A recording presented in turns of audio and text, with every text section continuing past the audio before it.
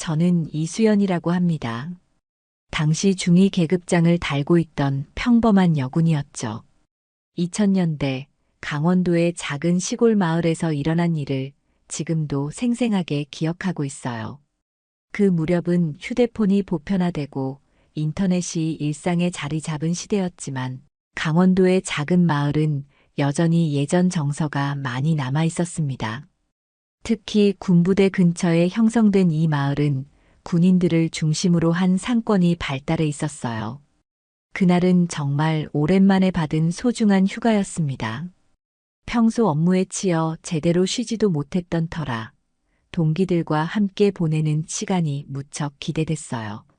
김영희, 박미래와 함께 부대 근처 작은 술집에서 가벼운 술자리를 갖기로 했었거든요. 청산유수라는 이름의 그 작은 술집은 제가 가끔 들르던 곳이었습니다. 주인 박 씨는 50대 초반의 인자한 분으로 이 동네에서 20년 가까이 장사를 해오시며 군인들을 자식처럼 챙겨주시는 분이었어요. 25평 남짓한 공간이지만 아늑하고 따뜻한 분위기가 정말 좋았습니다. 저희가 술집에 들어섰을 때는 이미 저녁 8시가 넘어 있었어요. 몇 개의 테이블에는 남자 군인들이 앉아 담소를 나누고 있었고 한쪽 벽에 걸린 브라운관 텔레비전에서는 드라마가 나오고 있었습니다. 이 동네에서는 흔한 평일 저녁 풍경이었죠. 저희는 구석진 조용한 테이블에 자리를 잡았어요. 오랜만에 마음 편히 앉아 있으니 정말 좋더라고요. 평소 제가 얼마나 긴장하고 살았는지 그때서야 깨달았습니다. 어깨에 힘을 빼고 편안하게 앉아 있는 것만으로도 행복했어요. 오늘은 정말 오랜만에 마음 편히 쉴 수 있을 것 같아.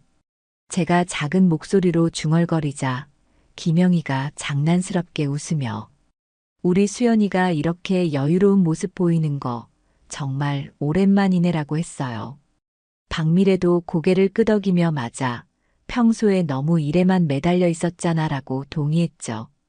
사실 저는 평소 동료들 사이에서 좀 진중한 편으로 통했어요. 책임감이 강하다고 해야 할까요? 항상 모든 일에 신중하게 접근하고 실수하지 않으려고 노력하는 성격이었습니다. 그래서 동료들도 저를 의지하곤 했지만 때로는 너무 딱딱하다고 놀리기도 했어요. 하지만 그날만큼은 달랐습니다. 일상의 무게를 잠시 내려놓고 진짜 26살 여성으로 돌아간 기분이었어요. 소주 한 병과 김치찌개, 계란말이를 주문하고 서로의 근황을 나누며 소소한 이야기들을 했습니다. 김영희는 최근 남자친구와의 관계가 진전되고 있다며 수줍게 이야기했어요. 부모님께 소개시켜 달라고 하더라고 하며 설레는 표정을 지었습니다. 박미래는 전속 부대에서 있었던 재미있는 에피소드들을 들려주었고 특히 신병들의 엉뚱한 실수담에는 모두가 배꼽을 잡고 웃었어요. 저는 평소답지 않게 편안한 표정으로 친구들의 이야기에 귀 기울였어요. 가끔 웃음이 나오기도 하고 진지하게 조언을 해주기도 하면서 정말 즐거운 시간을 보내고 있었습니다. 이런 평범한 일상이 얼마나 소중한지 새삼 느꼈죠. 다른 테이블의 남자 군인들도 저희의 존재를 의식하고 있는 것 같았어요. 가끔 시선을 보내기도 했지만 예의를 지키며 적당한 거리를 유지하고 있었습니다. 이런 배려가 당연하다고 생각했고 또 고마웠어요.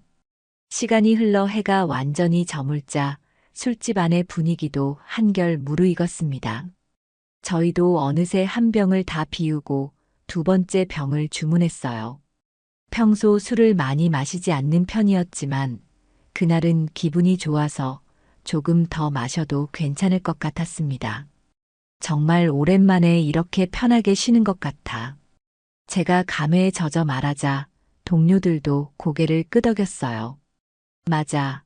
우리도 가끔은 이런 시간이 필요해라며 김영희가 잔을 들어 올렸습니다.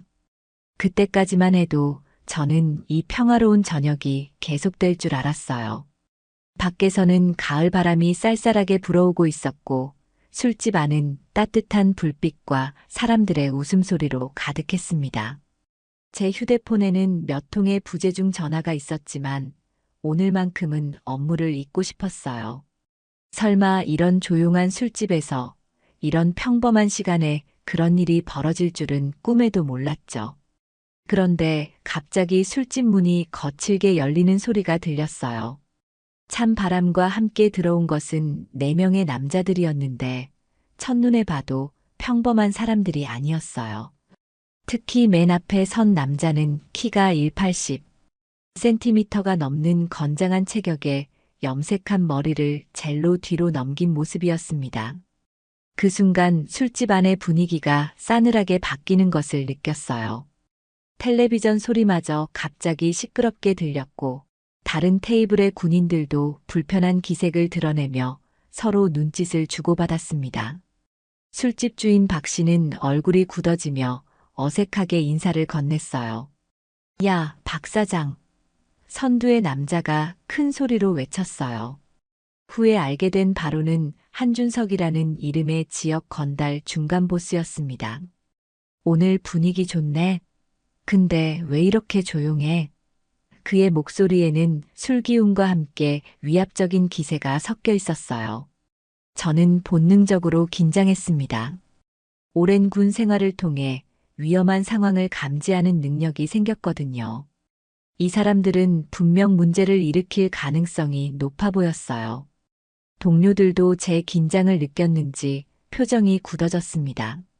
한준석의 일당들은 각자 테이블에 털썩 앉으며 주변을 훑어보기 시작했어요. 그들의 시선이 저희 테이블로 향했을 때 저는 자연스럽게 몸을 곧게 세웠습니다. 뭔가 좋지 않은 일이 벌어질 것 같은 예감이 들었거든요. 오늘 우리 동네에 예쁜 손님들이 왔네. 한준석이 저희 쪽으로 접근하기 시작했어요. 그의 눈빛에는 뭔가 불순한 의도가 담겨 있었습니다. 저는 휴대폰을 주머니에 넣으며 상황에 대비했어요. 안녕하세요, 아가씨들. 한준석이 저희 테이블 바로 옆에 서서 인사했어요. 하지만 그 인사에는 예의라고는 찾아볼 수 없는 건방진 태도가 묻어 있었습니다. 이런 시골 술집에서 이렇게 고운 분들을 만나다니 오늘 운이 좋네요. 제가 고개를 들어 한준석을 바라봤어요. 저는 가능한 한 정중하게 상황을 정리하고 싶었습니다. 안녕하세요. 저희는 조용히 이야기하고 있는 중이니까 양해 부탁드려요. 목소리는 낮고 침착하게 했지만 그 안에는 명확한 거부 의사를 담았습니다.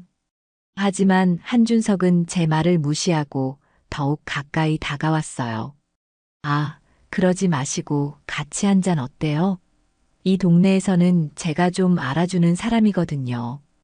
요즘 세상에 이렇게 경직된 분위기로 살면 재미없잖아요.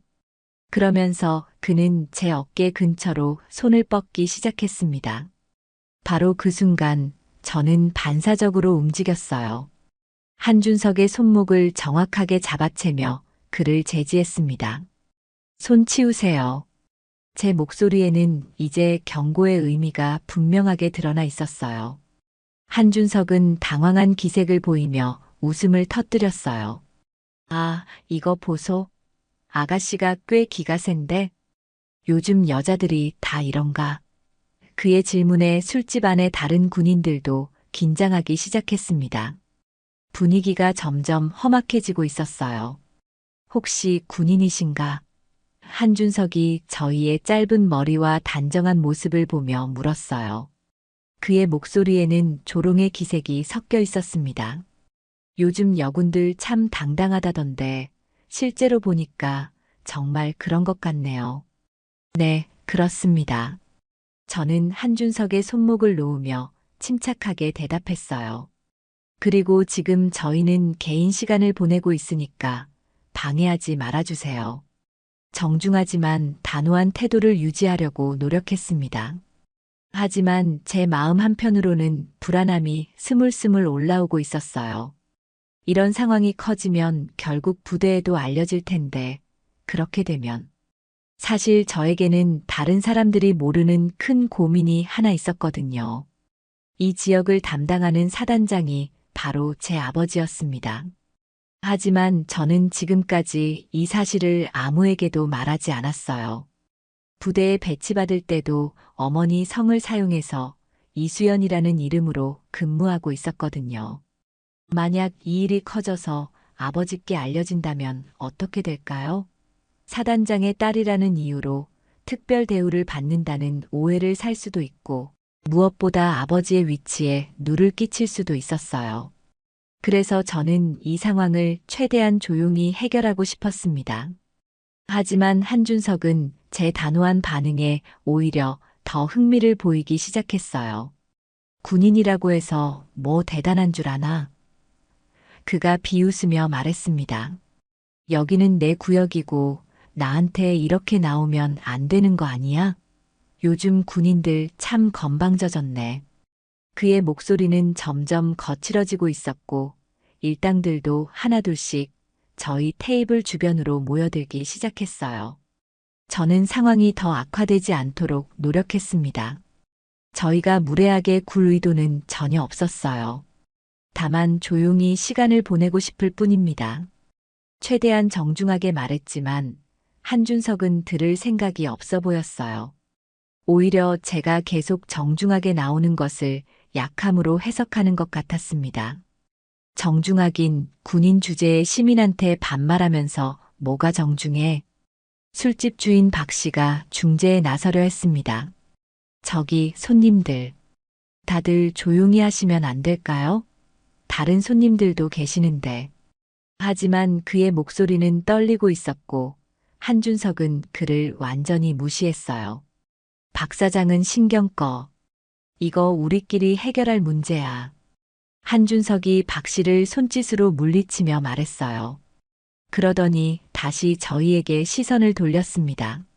아가씨, 여기서는 내 말이 법이야. 군인이든 뭐든 상관없어.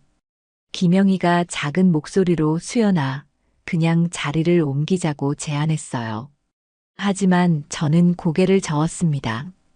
왜 저희가 자리를 옮겨야 하죠? 저희는 아무 잘못도 하지 않았는데요. 이렇게 물러서면 안 된다는 생각이 들었어요. 내가 친절하게 같이 마시자고 하는데 왜 이렇게 나와? 한준석의 말에 일당들도 그러게 말이야.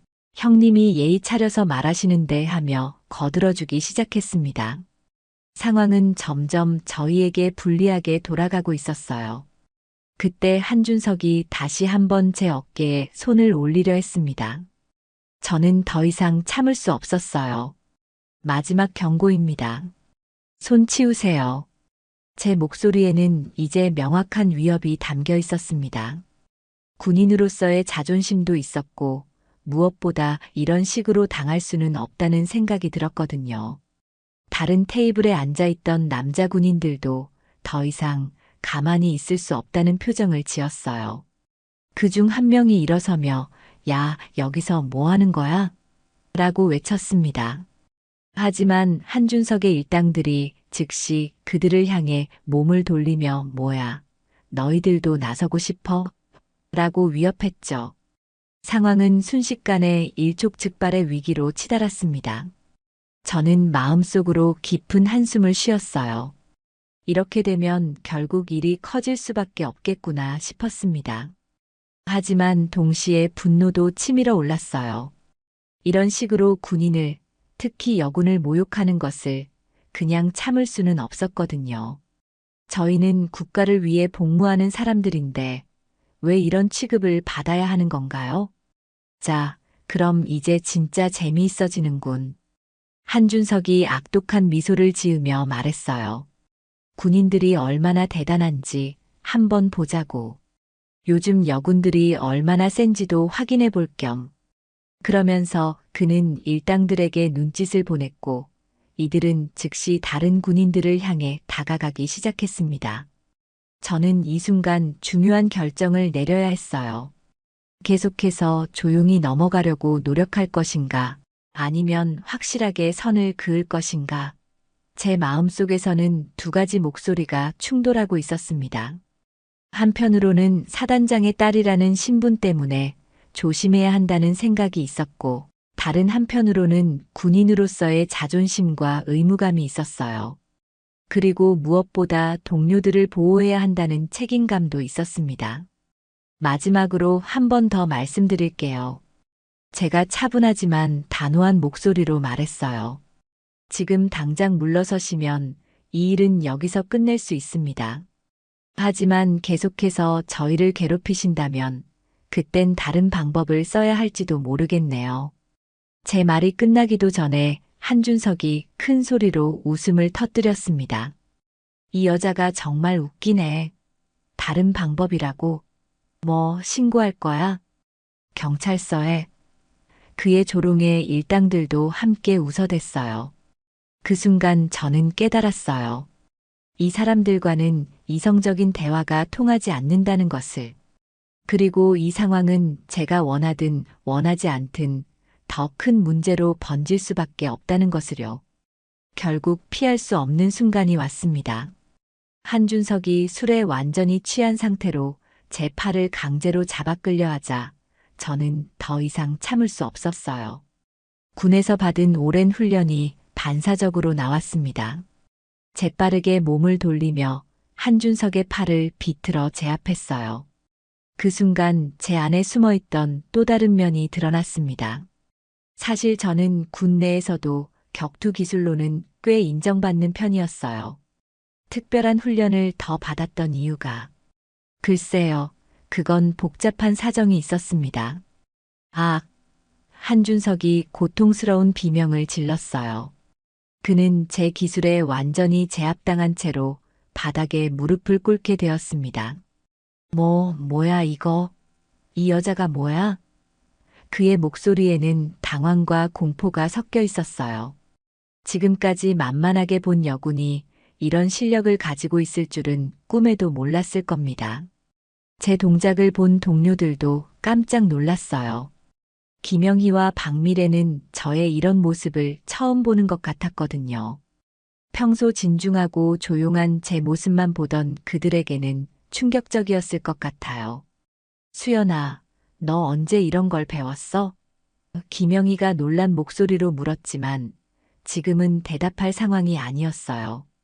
한준석의 일당들이 즉시 달려들려 했습니다. 하지만 저는 침착하게 상황을 통제했어요. 움직이지 마세요. 한 발짝이라도 더 다가오면 이 사람의 팔이 부러질 겁니다. 제 목소리는 여전히 차분했지만 그 안에는 절대적인 확신이 담겨 있었어요. 술집 안의 다른 군인들도 제 실력을 보고 놀란 표정을 지었습니다. 아마 평범한 여군의 실력이라고는 생각하지 못했을 거예요. 사실 저는 일반적인 군사훈련 외에도 특수한 교육을 받았거든요. 하지만 그 이유에 대해서는 아직 말할 수 없었어요. 당신들이 군인을 얕봤군요. 제가 한준석을 제압한 채로 말했어요. 저희는 국가를 지키는 사람들입니다. 함부로 건드릴 수 있는 존재가 아니에요. 군인으로서의 자부심이 목소리에 담겨 있었습니다. 하지만 한준석의 일당들은 쉽게 포기하지 않았어요. 그들 중 한 명이 뒤에서 저를 기습하려 했지만 다른 군인들이 재빠르게 나서서 이를 막았습니다. 순식간에 술집 안은 아수라장이 되었고 테이블과 의자들이 여기저기 넘어지기 시작했어요. 브라운관 텔레비전이 넘어지면서 큰 소리가 났고 술병들이 깨지는 소리도 들렸습니다. 저는 상황을 보며 복잡한 마음이 들었어요. 한편으로는 이렇게 군인의 위엄을 보여줄 수 있어서 만족스러웠지만 다른 한편으로는 이 일이 더 커질까봐 걱정됐어요. 술집 주인 박 씨는 완전히 공황 상태에 빠졌어요. 제발 그만하세요. 여기서 이러시면 안 됩니다. 가게가 망가져요. 하지만 이미 격해진 상황에서는 아무 소용이 없었습니다. 다른 손님들도 하나둘씩 술집 밖으로 피하기 시작했어요. 한준석은 자신의 체면이 구겨진 것에 분노하며 계속해서 위협적인 말을 쏟아냈어요. 야, 이 계집아. 내가 누군지는 모르겠지만 오늘 이 일은 절대 그냥 넘어가지 않을 거야. 내가 이 동네에서 뭐 하는 사람인지 곧 알게 될 거야. 그의 목소리에는 복수심이 가득 담겨 있었습니다. 저는 한준석의 위협에도 불구하고 여전히 차분함을 유지했어요. 하지만 마음 한편에는 깊은 우려가 자리 잡고 있었습니다. 이 일이 커지면 결국 부대에도 알려질 텐데, 그렇게 되면 제 아버지인, 아니, 아직은 그 이야기를 할 때가 아니에요. 하지만 분명한 건 이 상황이 단순한 술집 시비로 끝나지 않을 것 같다는 거였어요. 결국 경찰이 신고를 받고 출동했고, 그날 밤은 그렇게 마무리되었습니다. 다행히 큰 부상자는 없었지만 술집은 상당히 망가졌고 한준석과 그의 일당들은 경찰서로 연행되었어요. 하지만 저는 알고 있었습니다. 이것이 끝이 아니라 시작이라는 것을요.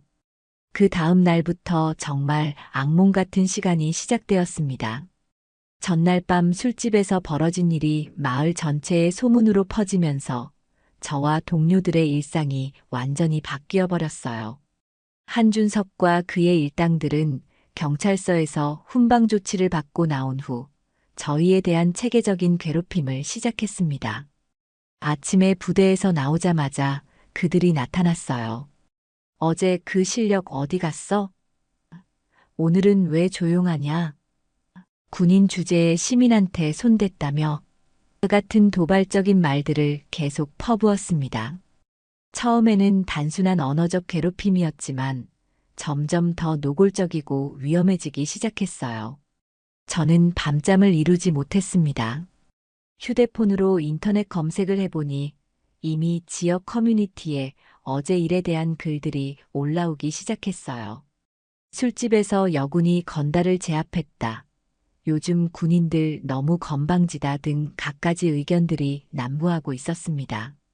이 상황이 계속 확산되면 결국 아버지께 알려질 것이 뻔했거든요. 사실을 말씀드리자면 이 지역의 사단장인 이민호 소장이 바로 제 아버지입니다. 하지만 저는 지금까지 이 사실을 아무에게도 말하지 않았어요. 어머니의 성인 이 씨를 사용해서 이수연이라는 이름으로 근무하고 있었거든요. 왜냐하면 사단장의 딸이라는 타이틀로 특별 대우를 받고 싶지 않았으니까요. 저는 제 실력으로, 제 노력으로 인정받고 싶었습니다. 하지만 이제 상황이 이렇게 되다 보니 개인적인 문제가 아버지의 위치에 영향을 줄까봐 정말 걱정됐어요. 한준석의 일당들이 계속해서 군인들을 모욕하고 도발하고 있는데 이것이 사단장인 아버지의 권위에도 타격을 줄 수 있었거든요. 며칠이 지나자 한준석의 일당들은 더욱 대담해졌습니다. 저희가 다니는 길목마다 나타나서 길을 막거나 일부러 시비를 걸려고 했어요. 심지어는 부대 근처 상점들에 가서 군인들과 상종하지 말라며 협박하기도 했습니다. 편의점에서 물건을 사려고 하면 어제 그 싸움 건드리죠? 저희는 군인들 받지 않아요라고 하는 곳도 생겼어요. 인터넷 카페나 PC방에서도 저희를 보면 눈을 흘기거나 노골적으로 불쾌감을 드러내는 사람들이 있었습니다. 마을 주민들은 이런 상황을 보며 점점 불안해하기 시작했어요. 특히 군인들을 상대로 장사하는 상점 주인들은 정말 곤란한 처지에 놓였습니다. 한편으로는 군인들이 소중한 고객이었지만 다른 한편으로는 건달들의 보복이 두려웠거든요. 가장 힘든 건 동료들이 지쳐가고 있다는 것이었어요. 김영희는 차라리 다른 곳으로 휴가를 가자고 제안하기까지 했습니다. 수연아, 이러다가 정말 큰일 날 것 같아. 우리 때문에 다른 군인들까지 피해를 보고 있잖아. 박미래도 하루하루 표정이 어두워지고 있었어요. 처음에는 통쾌했는데 이렇게 될 줄은 몰랐어. 우리가 잘못한 건 아니지만 저 때문에 친구들까지 고생하고 있다는 생각에 마음이 무거웠습니다. 한준석의 일당들은 급기야 마을 곳곳에, 군인들은 겁쟁이, 여군들은 나댄다 같은 내용의 벽보를 붙이기 시작했어요. 심지어는 부대 정문 근처에까지 와서 큰 소리로 욕설을 퍼부으며 군인들을 도발했습니다. 야, 군인들, 나와 봐. 어제 그 여자는 어디 갔어? 이런 식으로 도발하는 것이었어요. 이건 단순한 개인적인 원한을 넘어서 군 전체에 대한 모독이었습니다. 부대 내부에서도 이 문제가 큰 이슈가 되기 시작했습니다. 젊은 병사들은 분노하며 저들을 혼내주어야 한다고 목소리를 높였어요. 하지만 상급자들은 함부로 나서면 더 큰 문제가 될 수 있다며 자제를 당부했습니다. 저는 이런 상황에서 정말 괴로웠어요. 제가 조금만 참았다면 이런 일이 일어나지 않았을 텐데. 하지만 동시에 화도 났습니다. 왜 저희가 이런 모욕을 당해야 하죠? 저희가 뭘 잘못했다고요? 그런데 어느 날 아침 상황이 급격하게 바뀌기 시작했습니다. 평소처럼 부대에서 나온 저희를 기다리고 있던 한준석의 일당들이 갑자기 불안한 기색을 보이기 시작한 거예요. 뭔가 심상치 않은 분위기가 감돌고 있었습니다. 알고 보니 마을 주민들 사이에서 변화가 일어나고 있었어요. 처음에는 건달들을 무서워하며 군인들과 거리를 두려던 상점. 주인들이 이제는 오히려 이런 식으로 군인들을 괴롭히는 것은 옳지 않다며 목소리를 내기 시작했던 거예요. 특히 평소 저희를 잘 챙겨주시던 술집 주인 박 씨가 용기를 내어 다른 상인들을 설득하고 다니셨나 봅니다. 군인들이 있어야 우리도 장사할 수 있는 거 아니냐. 저런 건달들이 설치게 놔두면 마을이 어떻게 되겠냐며 반발의 목소리를 높이기 시작했어요. 인터넷 커뮤니티에서도 여론이 바뀌고 있었습니다. 처음에는 요즘 군인들이 너무 건방지다는 의견이 많았지만 점차 군인들을 보호해야 한다. 저런 건달들이 문제다라는 글들이 늘어나고 있었어요. 그리고 그날 오후 저는 부대에서 급히 호출을 받았습니다. 사단장실로 오라는 연락이었어요. 그 순간 제 심장이 쿵쾅거리기 시작했습니다. 드디어 이 일이 아버지께 알려진 것 같았거든요. 사단장실로 가는 길에 저는 온갖 생각을 했어요. 어떻게 말씀을 드려야 할지, 아버지가 얼마나 실망하실지. 휴대폰을 확인해 보니 몇 통의 부재중 전화가 있었는데 모두 아버지 번호였어요. 사단장실 앞에 서니 정말 떨렸어요. 이 문 너머에는 제가 가장 존경하지만 동시에 가장 실망시키고 싶지 않은 분이 계셨거든요. 용기를 내어 문을 두드렸습니다. 들어오시오. 아버지의 목소리가 들렸어요. 평소보다 더 엄숙하게 들렸습니다. 저는 똑바로 선 채로 거수 경례를 했어요. 사단장님, 이수연 중위 보고드립니다. 아버지는 저를 한참 동안 바라보셨습니다. 그 시선 속에는 복잡한 감정들이 섞여 있었어요. 걱정, 안타까움, 그리고 자랑스러움. 수연아. 아버지가 작은 목소리로 제 이름을 부르셨어요. 공식적인 자리였지만 그 순간만큼은 아버지와 딸의 대화였습니다. 아버지, 죄송해요. 제가 고개를 숙이며 말했어요. 제 개인적인 문제로 아버지께 누를 끼쳐드린 것 같아서. 그런데 아버지의 반응은 제가 예상했던 것과 달랐어요. 수연아, 고개를 들어라. 아버지가 부드럽게 말씀하셨어요. 너는 잘못한 게 없다. 오히려 잘했어.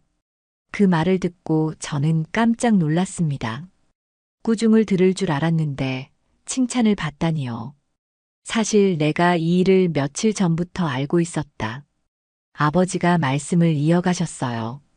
마을에서 일어나는 일들을 모를 리가 있겠느냐. 아버지는 제가 지금까지 자신의 정체를 숨기고 스스로 문제를 해결하려 노력했다는 것을 모두 알고 계셨어요. 그리고 그런 제 모습을 오히려 자랑스러워하고 계셨습니다. 하지만 이제는 아버지가 나설 때가 된 것 같구나.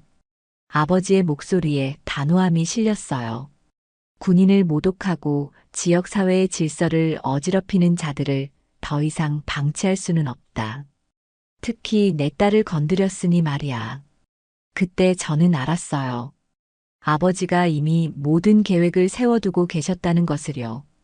그리고 이제 정말로 한준석과 그의 일당들에게 응징의 시간이 다가오고 있다는 것을요.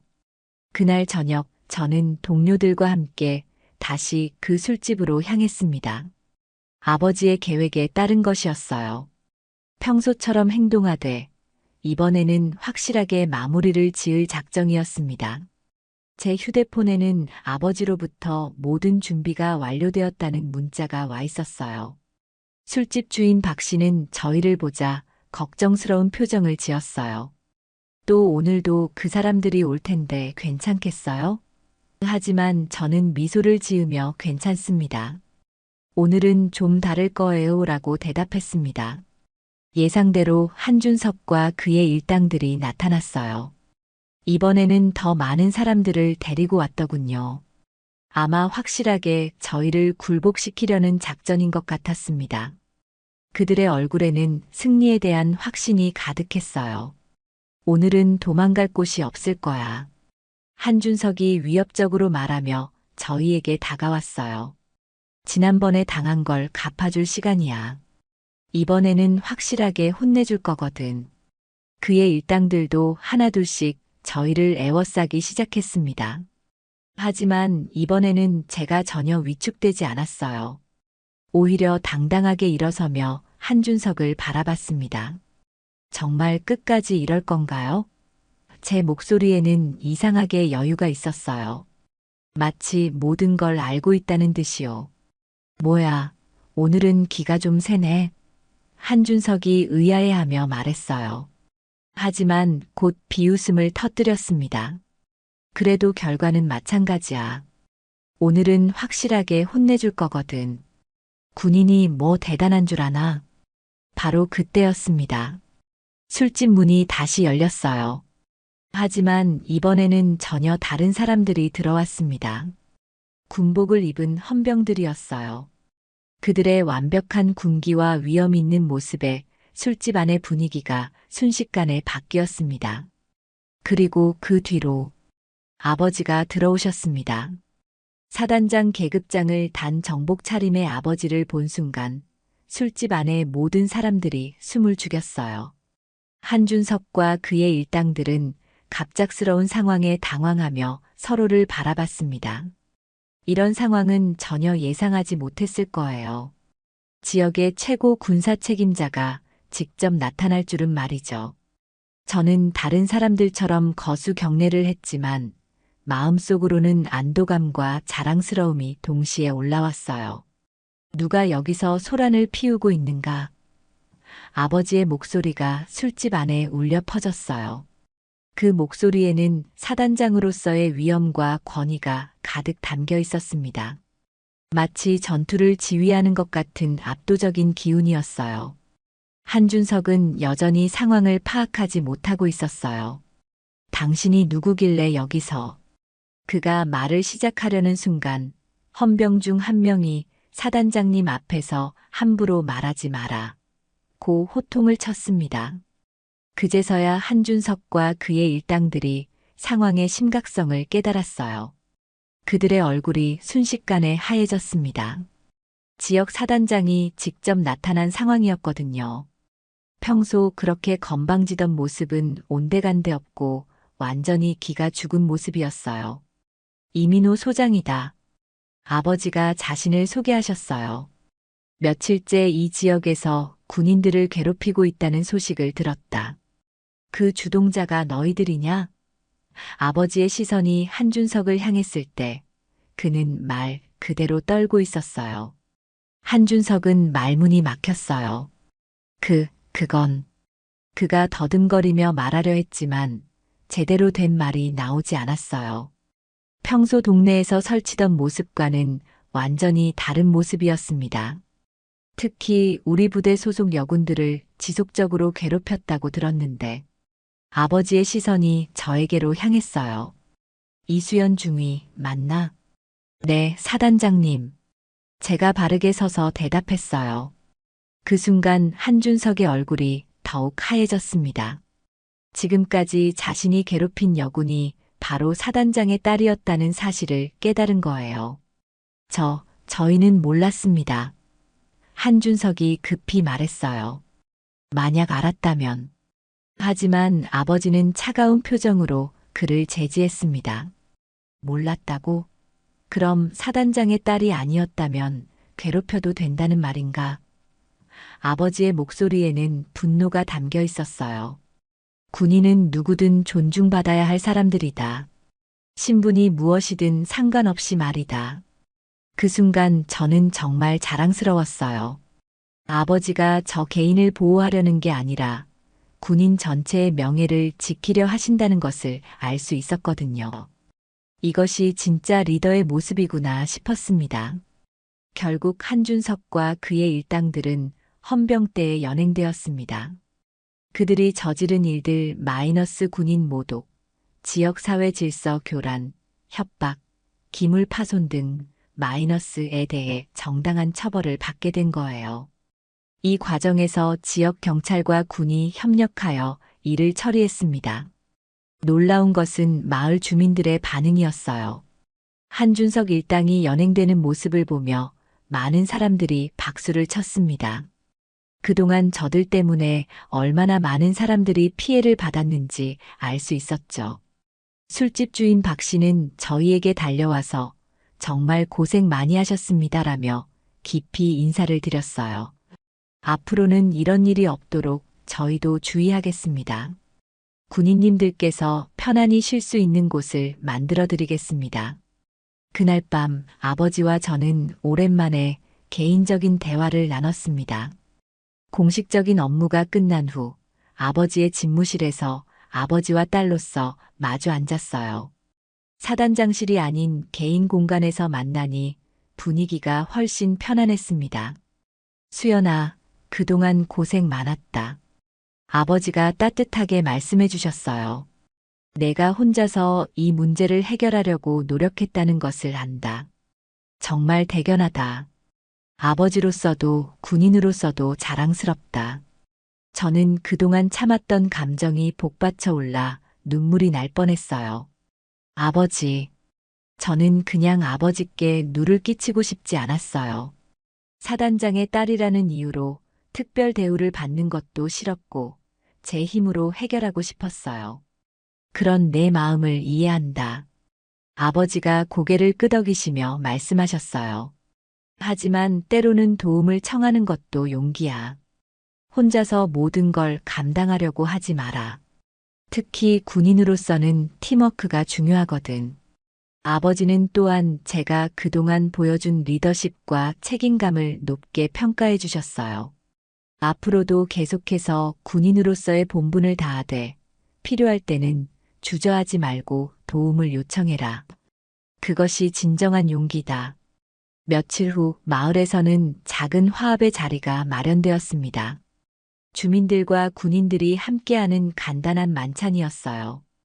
그동안의 갈등을 뒤로하고 서로 협력하자는 의미였죠. 인터넷 커뮤니티에서도 군민 화합이라는 키워드로 많은 응원의 글들이 올라왔어요. 그 자리에서 저는 많은 것을 느꼈습니다. 무엇보다 군인과 지역 주민들이 서로 존중하며 함께 살아가는 것이 얼마나 중요한지 깨달았어요. 그리고 제가 군인으로서 지켜야 할 가치들에 대해서도 다시 한번 생각해 볼 수 있었습니다. 김영희와 박미래도 이번 일을 통해 많이 배웠다고 말했어요. 수연이 덕분에 진짜 군인이 뭔지 알게 된 것 같아라고 김영희가 말했고, 박미래도 앞으로는 더 당당하게 군복을 입을 수 있을 것 같아라고 했습니다. 이제 마을에는 평화가 돌아왔어요. 한준석과 그의 일당들이 사라지자 다른 건달들도 함부로 설치지 못하게 되었고, 주민들과 군인들 사이의 관계도 더욱 좋아졌습니다. 상점들도 다시 군인들을 환영하기 시작했어요. 그리고 저는 이번 일을 통해 정말 많은 것을 배웠어요. 때로는 참는 것이 미덕이지만 옳지 않은 일에 대해서는 분명하게 선을 그어야 한다는 것. 그리고 혼자서 모든 것을 해결하려 하지 말고 필요할 때는 도움을 청하는 것도 중요하다는 것을요. 무엇보다 군인으로서의 자부심과 책임감을 다시 한번 확인할 수 있었습니다. 저희는 단순히 개인이 아니라 국가를 대표하는 사람들이라는 것, 그리고 그에 걸맞은 품위와 용기를 가져야 한다는 것을 말이에요. 지금 이 이야기를 들려드리면서도 그때의 기억들이 생생하게 떠오릅니다. 비록 힘들고 어려운 시간이었지만 결국 모든 것이 좋은 방향으로 해결되어서 다행이었어요. 그리고 이 경험은 제가 더 나은 군인, 더 나은 사람이 되는데 큰 도움이 되었다고 생각합니다.